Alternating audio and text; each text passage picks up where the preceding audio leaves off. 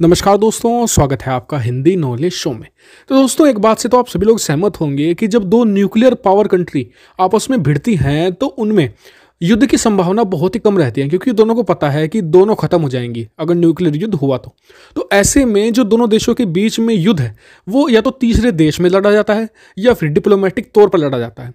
और ये बात साबित हो चुकी है कि आप बिना युद्ध लड़े भी दूसरे देश को तबाह और तोड़ कर रख सकते हो। इसका सीधा एग्जाम्पल है अमेरिका और सोवियत यूनियन का। सोवियत यूनियन अमेरिका से साइज में भी बहुत बड़ा था, बहुत ही ज़्यादा उसके पास रिसोर्सेज भी थे, बहुत ही ताकतवर सेना भी थी। तो ऐसे में अमेरिका को साफ पता था कि सोवियत यूनियन से अगर डायरेक्ट युद्ध करेंगे तो पूरी दुनिया तबाह हो जाएगी, या दोनों देश ही नहीं पूरी दुनिया पर असर पड़ेगा। तो ऐसे में अमेरिका कैसे तबाह करे सोवियत यूनियन को, तो इसका सबसे सही एग्जाम्पल था कि सही टैक्टिक्स और रणनीति अपनाई जाए। और रणनीति अपनाई अमेरिका ने विभीषण वाली, यानी कि जो सोवियत यूनियन के पड़ोसी थे सारे, उन्हें सबको अपनी साइड मिला लिया। हर एक पड़ोसी को अपनी साइड मिलाते चले गए, यहाँ तक कि चीन को भी अपनी साइड ले लिया था। और इसी के दम पर उन्होंने सोवियत यूनियन पर इतना प्रेशर बनाया कि सोवियत यूनियन के टुकड़े टुकड़े हो गए। यही अब रणनीति भारत ने अपना ली है। और सबसे खास बात तो यह है कि सोवियत यूनियन भी एक कम्युनिस्ट देश था, चीन भी एक कम्युनिस्ट देश है, और अमेरिका भी एक डेमोक्रेटिक देश है, और भारत भी एक डेमोक्रेटिक देश है। ये सबसे अच्छी सिमिलर चीज़ है, और भारत ने ये सबसे पहला दांव फेंक दिया है। कैसे, मैं आपको बताता हूँ। दरअसल आप सभी लोग जानते होंगे कि चीन से उसका लगभग हर एक पड़ोसी तंग है, परेशान है।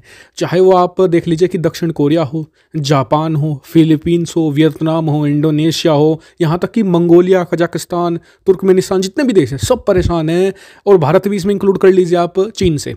तो ऐसे में भारत के पास अपॉर्चुनिटी बहुत ही अच्छी है, बस भारत को चुनना है। और भारत ने चुना है वियतनाम को विभीषण के रूप में चीन के खिलाफ। क्यों? क्योंकि आप याद रखिए कि वियतनाम वो देश है जो अब से कुछ दशकों पहले ही 1970-80 के दशक में चीन को युद्धों में 2 बार हरा चुका है। जी हाँ, युद्ध में बुरी तरीके से हराया है, चीन को पीट कर भेजा है, छोटा देश होने के बावजूद भी। तो ऐसे में अगर भारत वियतनाम को प्रॉपर तरीके से अपनी साइड मिला लेता है तो ये भारत का सबसे बड़ा अस्त्र बनेगा चीन के खिलाफ, और भारत ने करना भी शुरू कर दिया है।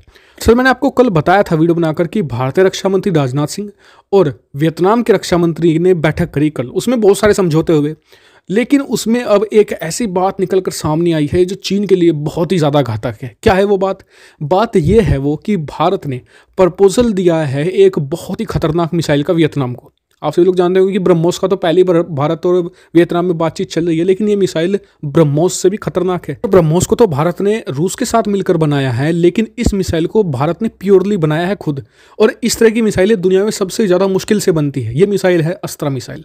भारत इस एयर टू एयर मिसाइल को एक तरीके से रखा है सामने वियतनाम के। साथ ही एक चीज़ और भी जोड़ दी है कि आप इसे खरीद सकते हैं हमसे एक तरीके से लोन पर भी। भारत ने $700 मिलियन की जो क्रेडिट लाइन दी है उसके अंडर इसे खरीदा जा सकता है, यानी कि किस्तों में इसके पैसे दे सकता है। आपको बता दो कि भारतीय अस्त्रा मिसाइल चीनी लड़ाकू विमानों को बहुत ही आसानी से निशाना बना सकती है, क्योंकि चीनी लड़ाकू विमान सीधे तौर पर रूसी जो लड़ाकू विमान होते हैं ना, उन्हें कॉपी करके, उन्हें रिवर्स टेक्नोलॉजी करके बनाए होते हैं, एक तरीके से चुराई हुई टेक्नोलॉजी से बनाए होते हैं। तो इनमें वो बात नहीं होती जो रूसी टेक्नोलॉजी में बात होती है। और ये जो अस्त्रा मिसाइल है बहुत ही एडवांस है, और वियतनाम इस ऑफर को इसलिए भी एक्सेप्ट कर सकता है क्योंकि भारत ने इसे टेस्ट किया है सुखोई पर, और वियतनाम के पास भी सुखोई है। 2 हैं, एक तो 27 और एक सुखोई 30। तो दोनों में आसानी से इंटीग्रेट की जा सकती है। और वियतनाम को बहुत ही ज़्यादा नीड भी है इस समय एक एयर टू एयर मिसाइल की, ताकि वो चीनी वायुसेना है लगातार वियतनाम की जो एयर स्पेस में घुसती रहती है उस पर लगाम आसानी से लगा सकती है भारत की ये जो अस्त्रा मिसाइल है। और इसके साथ ही भारत को 2 फायदे मिलेंगे। सबसे पहला तो जो वियतनाम की डिफेंस मार्केट है उस पर भारत पूरे तौर पर कब्जा कर लेगा। जी हाँ, क्योंकि ब्रह्मोस की बात पहले चल रही है, अस्त्रा की बात अब शुरू हो चुकी है। इसके अलावा जो तमाम जैसे कि शिप बिल्डिंग के काम पर भी बातचीत हो रही है, दूसरे हथियारों पर भी बातचीत चल रही है। इसके साथ ही भारत को इस यहाँ से फंड भी बहुत अच्छा खासा मिलेगा, भले किस्तों में पैसा मिलेगा, लेकिन मिलेगा जिससे भारत अपने हथियारों को और अपग्रेड कर पाएगा बिना बजट बढ़ाए भी। तीसरी सबसे अहम बात होगी कि भारत चीन को संदेश दे पाएगा कि अगर आप पाकिस्तान को हथियार सप्लाई करेंगे तो हम भी वियतनाम और फिलीपींस को हथियार सप्लाई करेंगे, आपको मुंह तोड़ जवाब देंगे। और यकीन मानिए भारत की ये प्रेशर टैक्टिक चीन पर बहुत ही तगड़ा प्रहार करेंगी, क्योंकि इन्हीं टैक्टिक्स ने सोवियत यूनियन के टुकड़े टुकड़े करवा दिए थे अमेरिका के द्वारा। भारत की इस रणनीति पर आपका क्या मानना है, कमेंट करके जरूर बताना। साथ ही चैनल को सब्सक्राइब करना मत भूलना, ऐसी बहुत सारी defence, foreign policy, finance related interesting videos पर। Thank you for watching video.